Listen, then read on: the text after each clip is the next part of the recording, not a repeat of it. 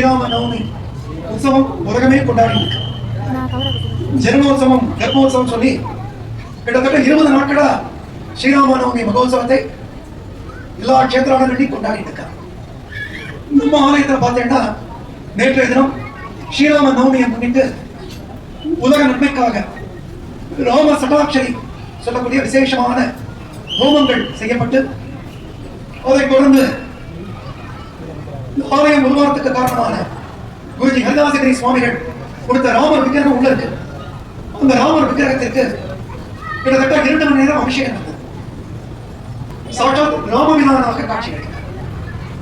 இந்த அலங்காரம் நேற்றைய தினம் அலங்காரம் ஆஞ்சநேய சுவாமி ஆலயம் கொண்டு 22 ஆண்டுகள் பூர்த்தியாய் இது 23வது வருஷம். கடந்த ஒரு 7-8 வருஷமாக ஆஞ்சநேய சுவாமிக்கு இதுபோல் ராமர் திருக்கோவில் அலங்காரம். கிட்டத்தட்ட 500 ஆண்டுகளுக்கு பிறகு லட்சக்கணக்கான மகான்கள் தனது உயிரை ராமவிதானுக்காக தியாகம் பண்ணி மீண்டும் ராம ஜென்ம பூமியில நம்மை காப்பதற்காக அயோத்தியில ராமன் வந்திருக்கார். போன தலைமுறை வரை இந்த பாக்கியம் வாழ்க்கை கிடைக்கிறது. இன்னொரு 50 வருஷம் 100 வருஷம் கழித்த ஆலயம் வந்ததுன்னா நம்மால போய் சேமிக்க முடியுமா? நாம வாழும் காலகட்டத்தில் அயோத்தியில ராமனுக்கு பல அமைந்து நாமெல்லாம் சேமிக்கக்கூடிய ஒரு பாக்கியம் கிடைச்சிருக்குன்னா பூர்வ ஜென்ம சுகிருதம்.